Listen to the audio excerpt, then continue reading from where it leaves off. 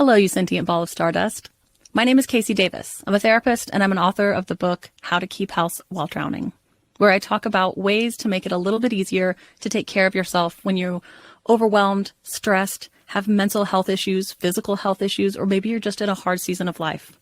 Maybe you're looking for a place that you can come and listen to some practical advice. This is a podcast for all of the self-help rejects.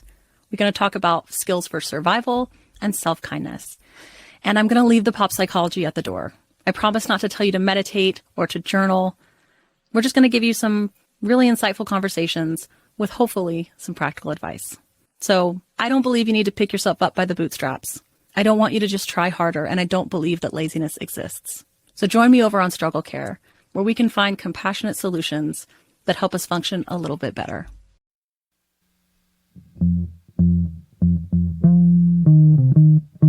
Hey there, thinkers. Your girl, Elena here, bringing you another episode of I've Been Thinking. And I am so excited to bring this one to you. Now, trigger warning off the top. This is an episode about addiction, about alcoholism, and about a sobriety journey. Okay, so if any of those things are something that you don't really want to hear about right now, that is totally fine. I totally understand, and I'm excited for you to come back for the next episode. But if this is the content you want to hear about, if you want to hear about a person's point of view who has gone through alcoholism and has come out the other side, if you want to hear about a person's journey with it and some advice or thoughts that he has from his own experiences, stick around because this is literally the episode for you. Now, thank you for being here. Again, if this is your first episode, welcome to it. This is a classic I've Been Thinking episode where we have a guest on and we talk about their unique lived experiences. And if this isn't your first episode, thank you even more for being here and for coming back. So I appreciate you guys so much. You have no idea. This past few months has been really great for the pod, and we're really proud of this past few months has been really great for the pod, and we're really proud of everything we've done and the things we've been doing and are going to be doing. And we're just really excited about what the future has in store for us and for I've Been Thinking. And it's a really exciting time for us. So again, thank you for being here. Now, if you want to contribute to that exciting time, okay, please give us a follow wherever you listen, follow or subscribe, whatever that button says, hit it. Leave us a 5-star review, preferably. You can leave us like a 1-star review too if you really want to, but please don't do that. Please leave us a 5-star review, ideally. Leave us a little note in there. Even if you're here for a specific person or whatever, leave us that review because it helps. And even the bad reviews, they help too, okay? Sincerely. But those reviews, whatever they are, they help us get to more ears. So one of the easiest ways to help the pod out is to leave a review, to subscribe, to follow. Now, the next easy way to help the pod, share it with a friend. Recommend it to someone, even if a certain episode isn't for you, it might be perfect for someone else that you know. Send it to them. We would so appreciate that. So please don't hesitate to send us, to share us, to post us on your Instagram story. We'll repost it, like all that good stuff. Tag us in it. Tell us where you're listening. We'd love to hear that. Tell us where you're listening from on Instagram. Tag us at I've Been Thinking Pod. Just, connect with us. Interact with us. We love that shit. Okay? So, welcome to it. Now, this episode, now that we're through all of that, this episode I'm really excited to bring you guys. I've been excited since Nick agreed to do it with me a little over a week ago, and I'm just thrilled about it. Okay, so this episode we're talking about Nick's journey and battle with alcohol addiction, alcoholism, and his choice to go cold turkey sober and his journey through sobriety. So well, you know what? I'll let you listen for yourself. I'm not going to ruin anything for you. But what I do want to tell you is that, as always, everybody's journey is their own. And if there's something here that does help you, I am thrilled to hear that. That's what I want. If there's something here that doesn't help you or doesn't work for you, that's okay too. And I hope it's okay with you that it doesn't help or whatever. But I hope that in some way you get something out of this episode. Further, if alcoholism and addiction has absolutely nothing to do with your life, this episode can still give you an inside look into a person's mind and life that you couldn't imagine because you've not had their same experiences. So I hope that anybody and everybody listening finds something in this episode that they can walk away with, even if it's just a little bit of empathy for a person that they've never met before. Now, all of that being said, here's my friend Nick.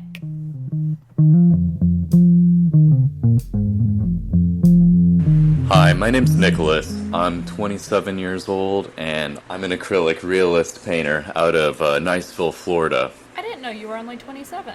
Yes, I am. I try to carry myself a little older than I actually am. Yeah. I mean, I'm older than you, so... Really? I Yes. was not aware of that either. Yeah, I just turned 28, bud. I'll be 28 in November.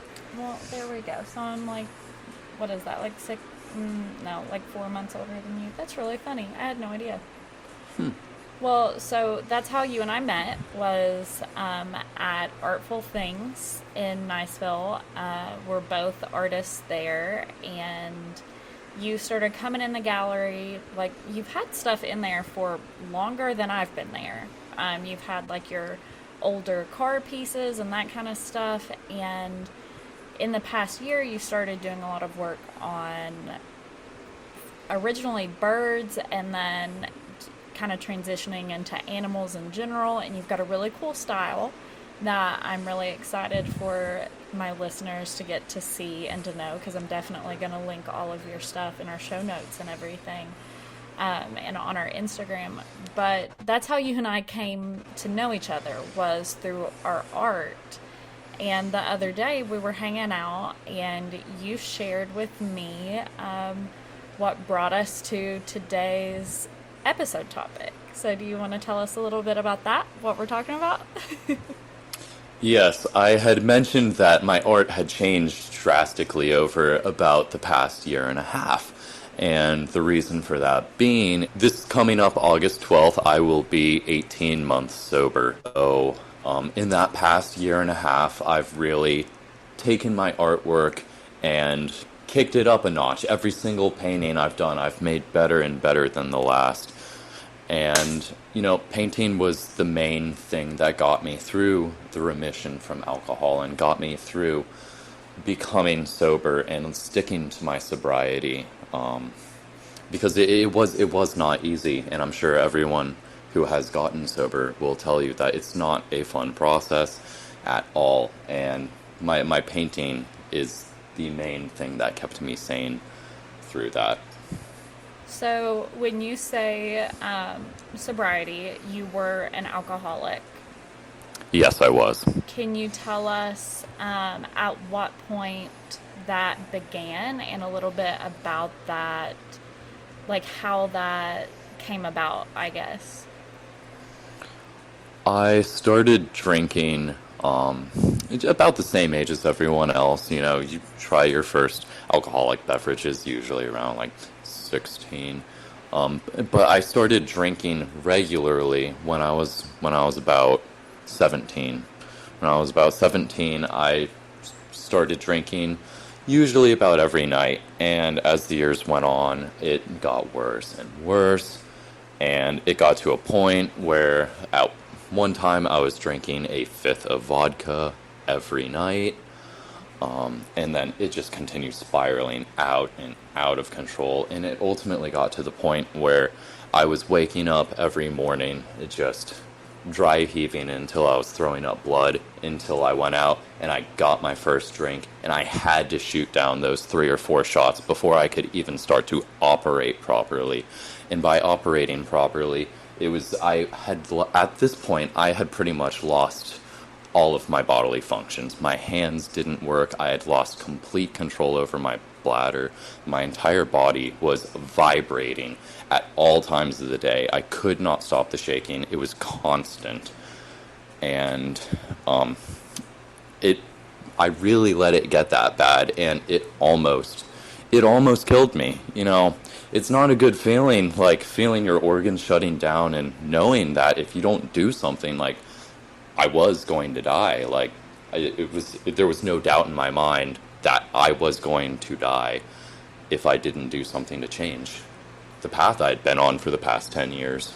I can't imagine feeling that and knowing that it was all within your control to a certain point. I think is really scary as well, because you realize how you set that into motion for yourself. Yes. Addiction isn't, I don't know how to put this. It's a delicate balance. There is a tiny bit of control in it, but as a disease, addiction, it's a really delicate amount of control. And Yeah. it took 10 years. It took 10 years of me being blackout drunk every single night to get me to the point where I realized, like, hey, I have to take full control over my situation, push past the mental barrier of having to drink and, like, having to drink at all times and always having to have alcohol in my system. I quit cold turkey. I put it down one day, and I never picked it up again. And it was the hardest thing I've ever done. The physical pains, the emotional, mental pains, everything about it was absolutely miserable for at least the first month. And even after that, the healing from a decade of alcohol abuse, it was painful. It, like, the organs repairing themselves, and my kidneys have just started to feel better maybe like 2 or 3 months ago. It's a long process. That is a really long process and a painful process, it sounds like. I think about how painful it is, when you have like a cut that's healing itself, or you bite your jaw and it's healing and it like is sore and it itches, that kind of thing. It's got to be that times like 10 million, because it's your whole body trying to heal and regenerate and recover from all of this abuse that it's gone through. Yeah, it's an extremely painful process. And I can't relate at all. No, and I'm so happy that you can't. I would not wish for anyone to be able to relate to this feeling that I've gone through, but unfortunately many people can. And it's something that doesn't get talked about enough, is struggling with addiction, and then not just after the addiction, but the process that comes with sobriety after the addiction. Sobriety is another completely different, very long journey. And this one is also a lifelong journey. Oh, absolutely, absolutely. So you were about 25, 26 when when the addiction became too much for you, the alcoholism and everything that came with it. It was just too much for your body to handle. You realized that you couldn't do it anymore. I would love to hear more about kind of some of the things that went through your mind as you were realizing that? Like, were you thinking I'm too young to die? Like, or I'm too young to drink myself to death, or I don't want to drink myself to death? Like, can you tell us about that? It was all of that and more. You know, it was mostly just the shame of realizing of what I had done to myself, and the shame of realizing that my own choices that I've continued to make time and time again every single day was going to kill me if I didn't stop.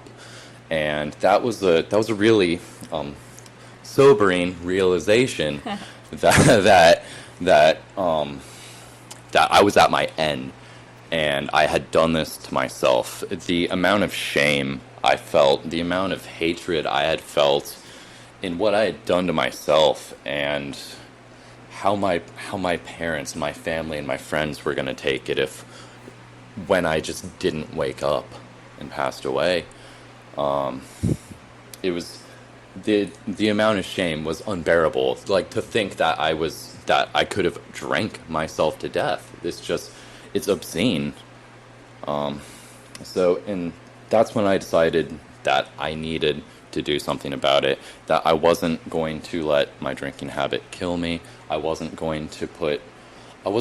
want my life to end like that. You know, I always felt like I had some sort of purpose in this world, and I didn't want it to end with me drinking myself to death. That was a really just unfortunate realization. Right. But it's the realization that got me to stop drinking. Right. Did your family know about your addiction? They did know about my addiction, and they did everything they could do to help, but unfortunately, with a lot of addictions, you know, outside help can only do so much. You've got to have that internal drive to help yourself. I mean, you can have friends and family who are there for you all you want, but until you make a conscious decision yourself to make a change for the positive for yourself, nothing's going to happen. You need to take that first leap of faith, and that first leap of faith is always the most painful, but you know, it always comes out better in the end once you make that leap towards sobriety. It's kind of like fighting for yourself, it seems. It is. It's fighting for your life against yourself. Yeah. Fighting for yourself against yourself. Yes.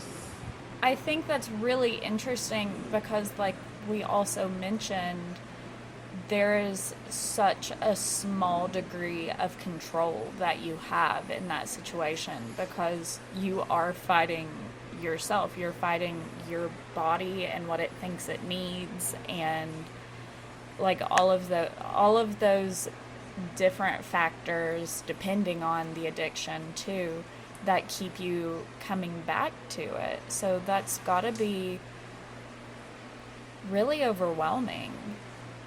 Yeah, addiction isn't just chemical. It's chemical, it's physical, it's mental, it's emotional.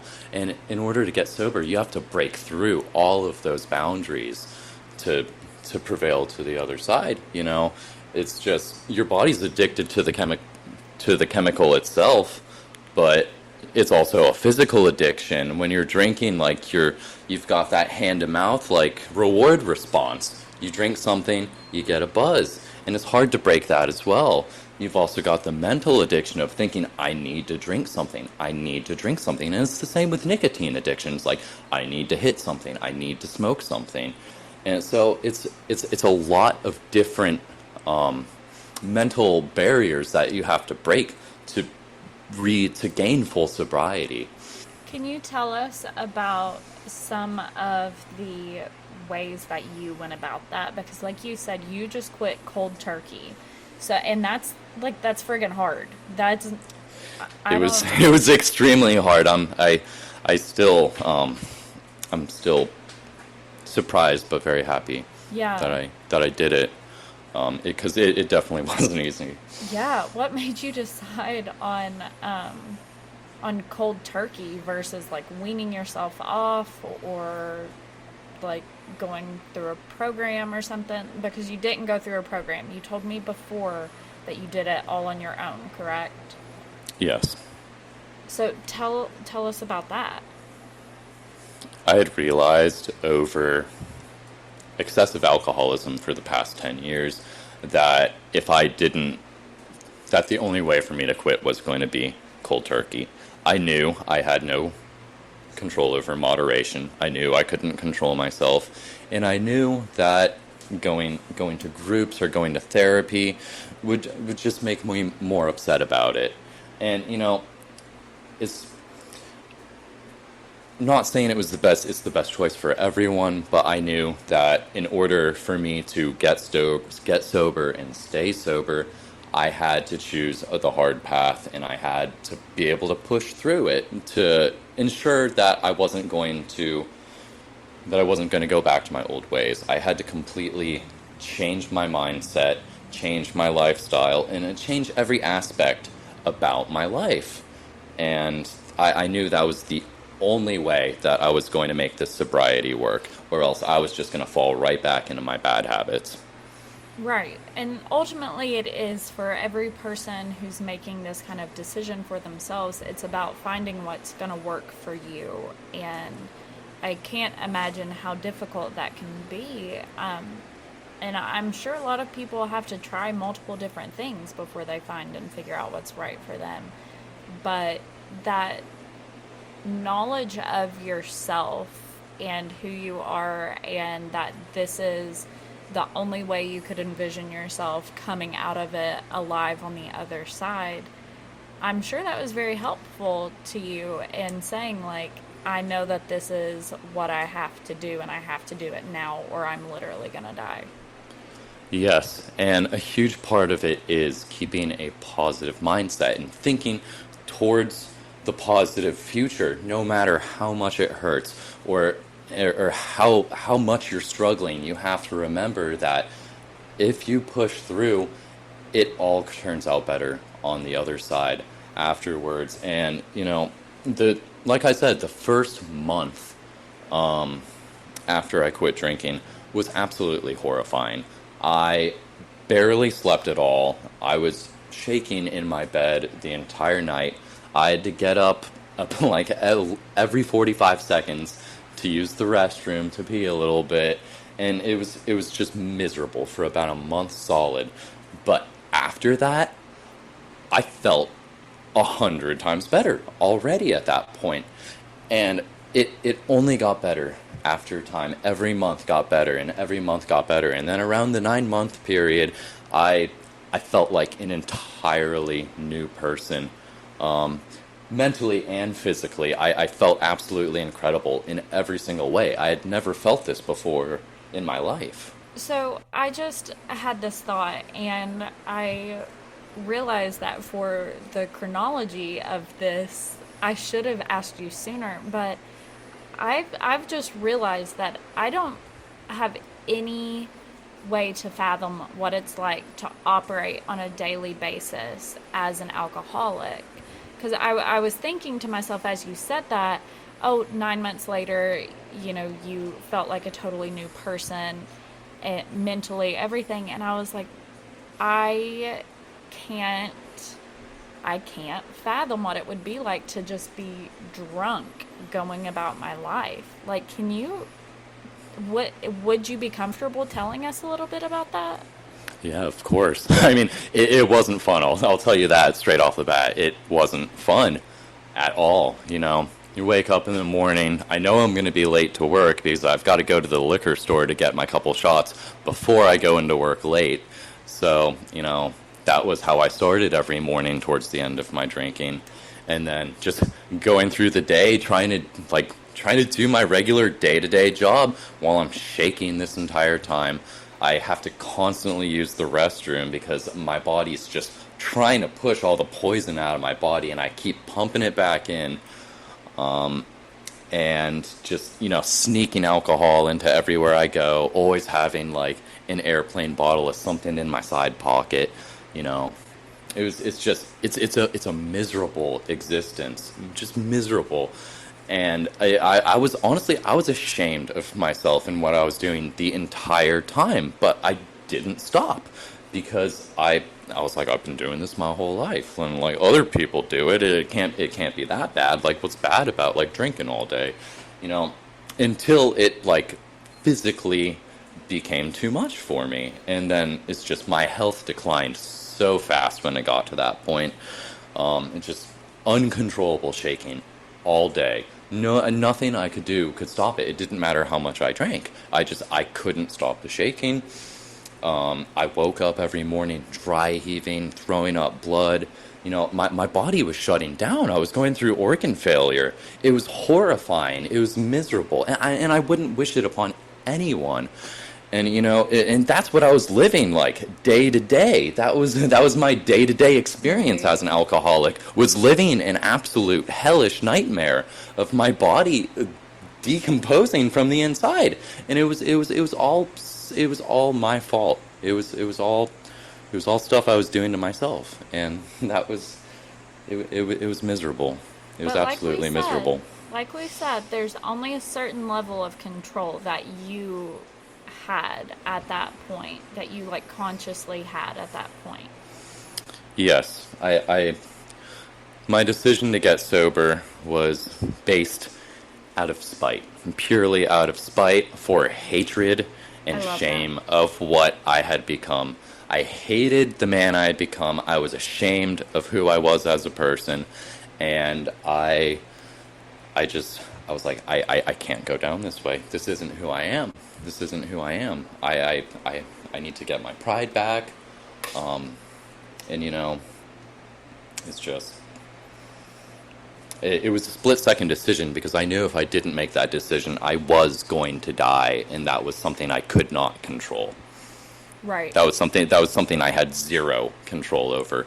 Getting sober, even if I only had a minuscule amount of control over, it was still more control than my body ultimately shutting down. Wow. Yeah. What a decision. What a decision to have to make for yourself of, do I continue down this road that I've been on? Why not? Why don't I continue down it? I've been doing it for almost 10 years now. I might as well keep going. And, you know, my life's decent, whatever, I might as well. Or do I want to actually live? Yeah. And, you know, it wasn't until after I became sober that I actually started living, you know? Right. Because I didn't have the distraction of constantly having to drink something. And, like, even though I struggled for quite some time with, like, wanting to drink something, I was more focused on the path I had ahead, the success I was leading myself towards, the life I was creating for myself. I was slowly turning myself into the man I always wanted to be, and I always thought I should become. And I'm still on that journey, and I'm still working towards that. I'm still working towards becoming the man I've always wanted to be. And, you know, yes. You know, and sobriety was the first step to that. It was the first step. And, you know, it's taking that darkness and the pain that you've carried along with you for your entire life and trading it for the light that you see in your future.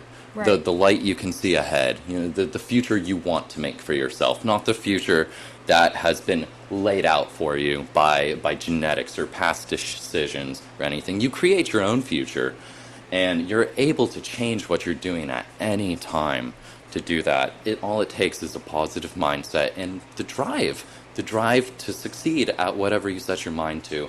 And I set my mind to getting sober and self-improvement. And it's, like I said, it's a lifelong journey, but it's a journey that I'm extremely happy to be on right now.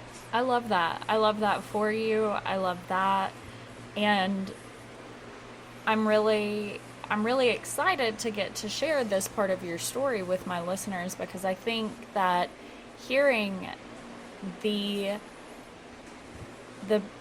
side of the story coming from a person with an addiction, I think that is something a lot of people really need to experience, because it's really easy to sit on your high horse and judge, or it's really easy to never even consider the things that goes into having this kind of a reliance on a substance outside of your body. But it's something that so many people experience every day, people we come into contact with every single day. Like, anybody could be going through this, any kind of addiction, really. And I would love to see people be a little bit more empathetic to that personally. People need to be more empathetic, but people also need to be more open to talking about addictions. Yes. You know, I've had multiple friends in the area pass away from addictions, and you know, nobody talks about it. Nobody talks about it. They shut it out, and it never gets brought up again. And that's one of the most shameful things I can think of, is for somebody to pass away from an addiction and to bury their name and their story with them. That's not fair. They need to be talked about. It's like, addiction is one of the largest growing problems in our country, and we really are not doing enough to combat it. There are not enough places for people to go get the help they need, and it's just, it's a really unfortunate reality that there isn't more help out there for people who are struggling with addiction, because it is not just a nationwide thing, it's a worldwide crisis, and it's everywhere, and it comes in all forms. Absolutely. Absolutely. And like in the conversation you and I originally had a few weeks ago, we talked about how unjust it felt that people die from their addictions every day, that you have friends who have died from them, and it doesn't get talked about. It gets buried, it gets like brushed over, whatever. I have a friend from college who died drunk driving because he was a full-blown alcoholic, and everybody knew it, but it absolutely infuriates me. And I think this is why I've been trying to figure out why for the past few years, and I think this is it. It infuriates me that his family will not recognize that he had that addiction, and they just call it an accident. They said he was in an accident. And I totally understand that that is really hard to deal with. And for this family who is like a little bit of like a little bit more on the upper class side, like they don't want that look, that kind of thing, very religious, all that good stuff. They don't want to admit that their son had a problem, but he did. And he was my friend, and it breaks my heart that they don't use that as an opportunity to help people like him. No, addiction is still greatly stigmatized, and people who die from their addictions are even more greatly stigmatized. And it's a really crushing reality for a lot of families to find out that their son or their daughter has an addiction of some sort, whether it be alcohol or drugs or gambling or any sort of addiction. It can be almost too much for certain families to handle, so they push it aside. They don't want to talk about it, because if they don't think about it, it doesn't exist. Mm-hmm. It doesn't exist. If they're not physically watching you get drunk, then they don't have to believe it's happening. But the reality is, it is happening, and people are passing away every single day from their addictions. From most of the time, from situations that can be avoided by simply talking to someone and expressing your feelings to someone who cares, someone who's been through something similar. Like I've had multiple people talk to me about drinking problems, and I tell the same thing to all of them. Like, if you ever need anyone to talk to about sobriety or about alcoholism, I'm always here to talk you through it, because I am someone who's been through it, and I am more than happy to talk about my struggles to people, because it's good for people to hear that someone else is going through or has gone through the same thing that they are. It's a very comforting feeling, even if it is a dark subject, it is very comforting to know that you are not alone. Absolutely. Absolutely. And, that's a common theme here on I've Been Thinking is that idea of you're not alone. There is somebody out there who who can, at the very least, sympathize with you and what you're going through. And there's no reason to hide your difficulties, because not only could it help you to be open about it, it could help somebody else too. Yes, there's never any reason to be afraid. There's never any reason to be ashamed because people are there to help. There are people who have been through these situations, and the majority of the time we are more than willing to offer a helping hand, or someone who can listen, someone who can talk to you about these issues. It's just there's always someone there to help. You are never alone in any of these situations. Absolutely. Absolutely. And I'm going to have resources and links in the show notes and on the blog for this post, but I would love to hear about any resources that you referenced or utilized along the way when you were making your decision to venture towards sobriety, when you were going through it. Like, was there anything that was particularly helpful to you, or anyone? What was most helpful for me in my decision to become sober was the support I received from my friends and family and the people who cared about me. Even if they weren't going on the journey with me, they fully supported me in my decision, and they were always there for me. Whenever I had any issues, I could always talk to them about some of the problems I was going through when going through the early stages of becoming sober. They were always there for me, and that was the biggest resource I had was my friends and family. Yeah. Well, I think that just further proves our point that even if you're ashamed, like you were, even if you're embarrassed and you're going through all of these really difficult feelings about it, that going to people you trust can be extremely helpful, and that those people, furthermore, should be empathetic and should try to help you overcome what you're dealing with. Yes. Yeah, it's very comforting to have people there for you. Yeah, it just to help you know that you're not alone in one way or another, to help you know that this is what you're doing it for, that it's going to be worth all the misery you're putting yourself through. Yeah, the reassurance that the pain you're putting yourself through is the correct decision, because it is a better decision than choosing not to get sober and just letting the addiction take you.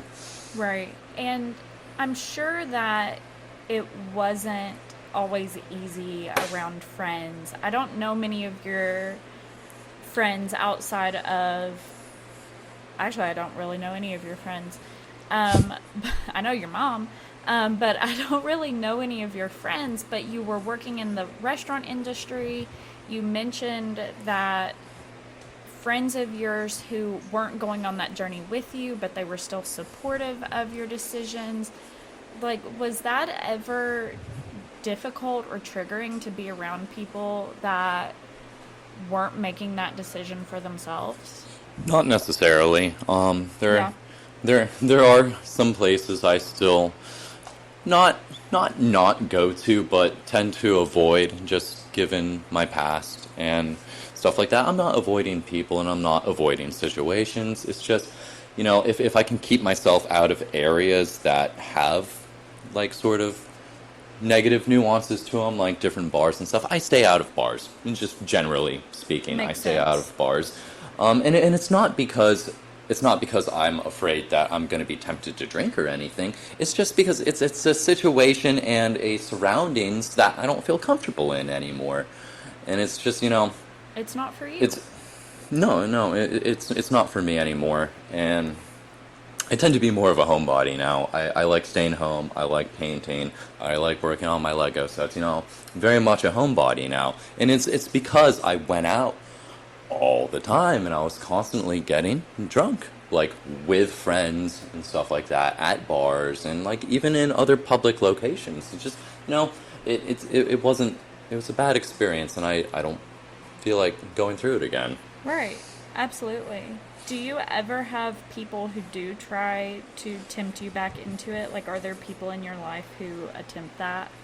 No, everyone's very respectful of my decision. That's amazing. I'm really Yes. glad to hear that because that's definitely something I worry about for different people that I know who make these kinds of decisions to become sober or whatever. Like, I just this past weekend on my friend's bachelorette trip, we were giving the bride a little bit of a hard time because she was mostly drinking mocktails.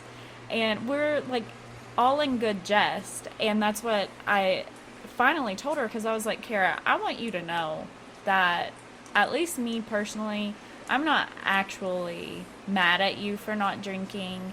I'm not judging you. I don't care. I want you to be happy and you don't need to explain yourself. I'm literally picking on you because I love you and like I know it's okay. And she's like, no, I know that. I'm like, okay, I just wanted to clarify because I'm not trying to be a dick like that.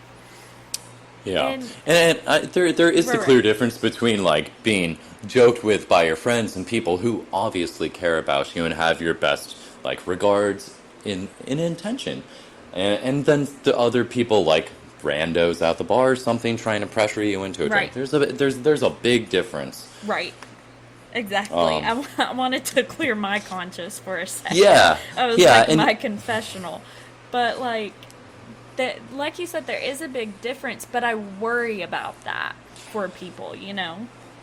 I think most people who have chosen to go the sober route and have stuck with it are not going to be so easily pressured into, for me, drinking again. Because for us to get to this point of like never wanting to touch it again, and it's not just like I'll have one drink a month or like once in a blue moon a drink's fine or anything. Like we're committed to not drinking at all because we've tried everything. We know we don't know moderation. We know that if that first drink is just going to send us straight back into a downhill spiral, and so we avoid it just in every instance. So I don't.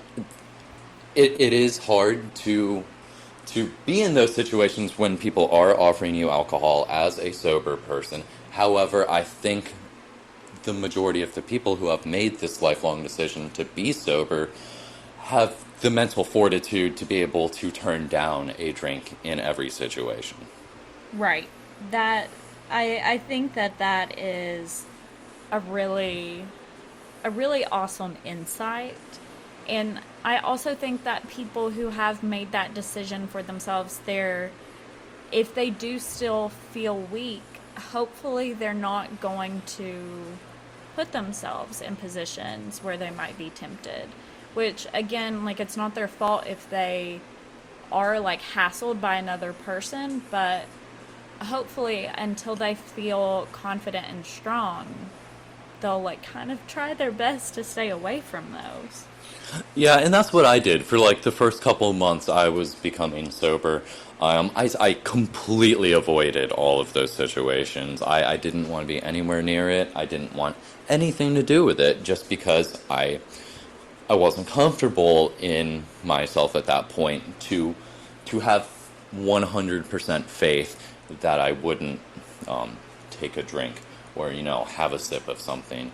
It took quite some time to get myself to that point where I knew like nothing's gonna break me and nothing's gonna like bend me to wanting to have a drink because Right. I know in my own mind that I'm not going to. I'm just straight up not going to. There's never any situation where I will accept a drink from anyone. Right. It's just not a decision that is a question at all to you anymore.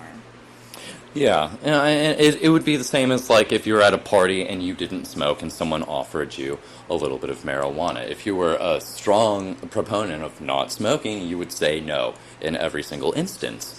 It's the same with alcohol. However, alcohol is a lot less stigmatized than marijuana. So it's more accepted for people to get drunk every time they go out, or like be drunk in public or drunk at the beach or something. It's much more socially accepted, and that does make it harder in a lot of cases. But it's the same resolve. It's the same resolve in denying drinks and staying true to who you are.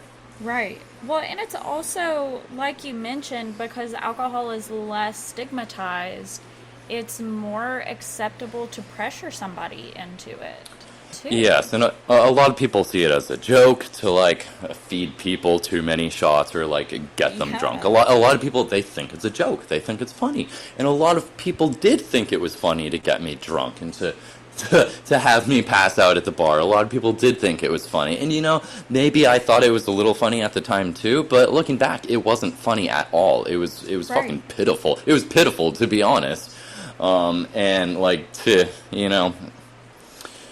just happy I left that in my past. Happy Yeah. I left that behind. Yeah. That's I'm happy you not. did too. That's not who I am anymore. And I still think about the decade I wasted. I think about it every day and what would have happened if I hadn't made the decision to get sober. I really do not remember that much from my early 20s, early into Really? mid 20s. I really don't remember that much because I was wasted pretty much the entire time.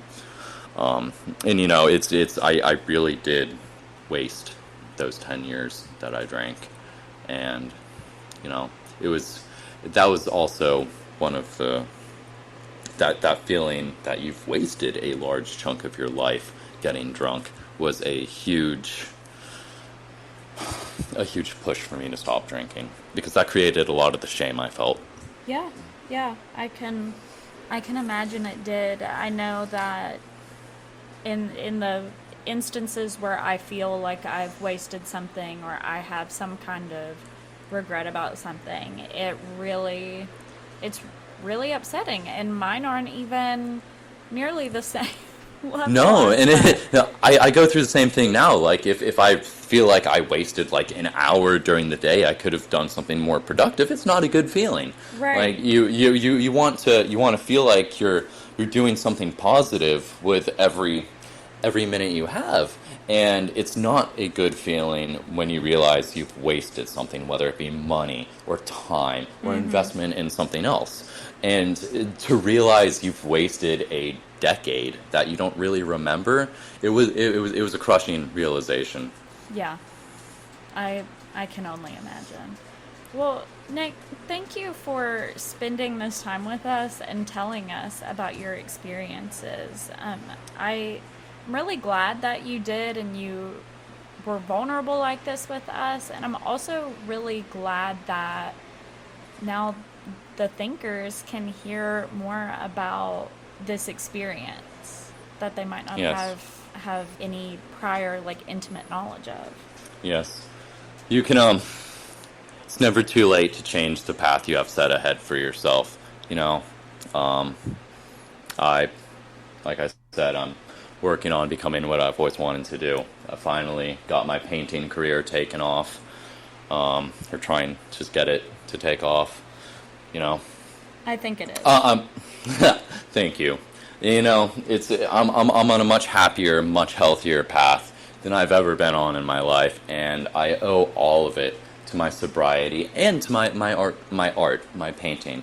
Because like I said, that was a huge part in me maintaining my sobriety through the early phases, because it gave me something I could work on it gave me something else I could work on and get better at, that I could see improvement with very quickly. Yeah, it was tangible for you. Yes. To see your physical and mental improvements reflected through your art. Yes, exactly. That's really interesting. I think that is kind of really good piece of advice maybe to to give people, to find something tangible that they can see their improvement and they can see how they're becoming a new person. Human beings were made to create. The more we create, the better we feel on the inside. Creating something tangible you can look at and see the progress you've made is one of the best feelings in the world, and it's something I definitely recommend to anyone who is struggling with addiction. Create something, whether it be painting or drawing or crafts, anything. Create something. That's what we were made to do. And it's a really cathartic feeling when you've worked hard at something and then you have a physical result in the end. That is the epitome of all your hard work and your progress. It really adds into it's a good feeling along with getting sober. It's definitely a good push that helps you keep going. I love that. I think that's an awesome insight and a great kind of point to leave out on. Yes. Perfect. Well, Nick, thank you again so much. Before we go, are there any recommendations that you want to make sure that you leave with the listener? Like, do you want them to follow you? Like, plug yourself, all that good stuff. Again, my name's Nicholas Siegel. I'm an acrylic painter. I teach classes at Estelle Studio and Gallery in Freeport, Artful Things in Niceville, and I have just been accepted into the Foster Gallery in Miramar for their fall rotation. My Instagram is November 11 Acrylics for my art page. Feel free to message me about anything. You can message me about my art. You can message me about addiction. You can message me about alcoholism. I'm happy to talk about any of it. Any way I can lend a helping hand to anybody who needs some need, I'm happy to do so. Thank you so much for that, Nicholas. I appreciate it. Thank you. Of course. I'm really glad that we got to have this conversation and that we get to share this with people. So thanks so much for lending us your time. Yes, of course. Thank you for having me.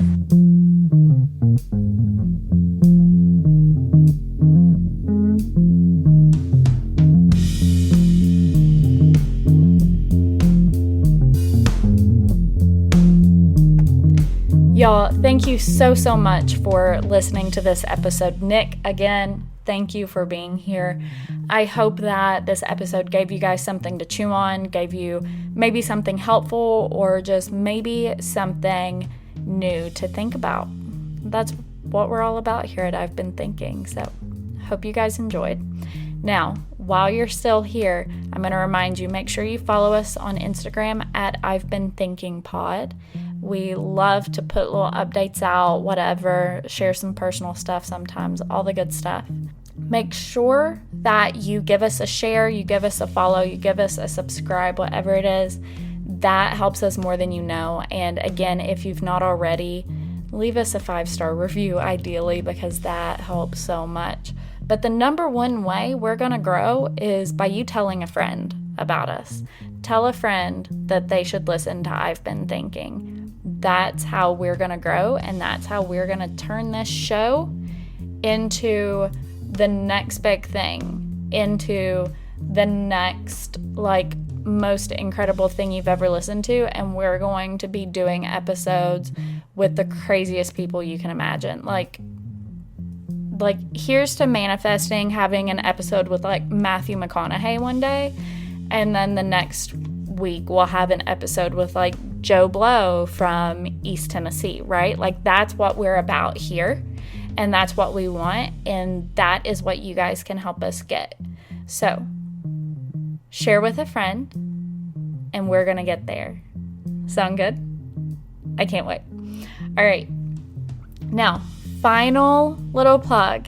If you want to help the show monetarily, hell, you can always Venmo us or something, but you can subscribe to our Patreon. The more Patreon subscribers we get, the more content we're going to put out there. That's just how it is. And I'm really excited about the possibilities for our Patreon, and I know that producer Tyler is too. And we're going to do some good stuff there. And we're already doing some fun stuff there. Some weird stuff, honestly. But that's how we like it. So follow along, and I'll talk at y'all next time. Thanks, thinkers.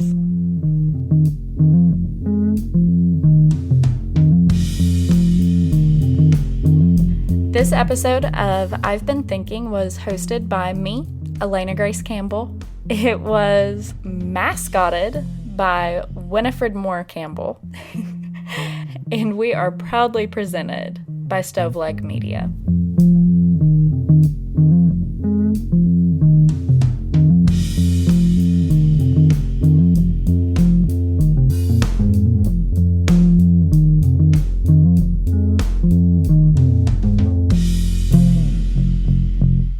Hello, you sentient ball of stardust.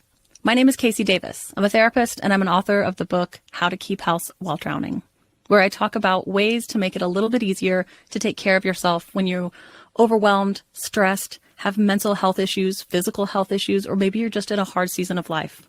Maybe you're looking for a place that you can come and listen to some practical advice. This is a podcast for all of the self-help rejects. We're going to talk about skills for survival and self-kindness. And I'm going to leave the pop psychology at the door. I promise not to tell you to meditate or to journal. We're just going to give you some really insightful conversations with hopefully some practical advice.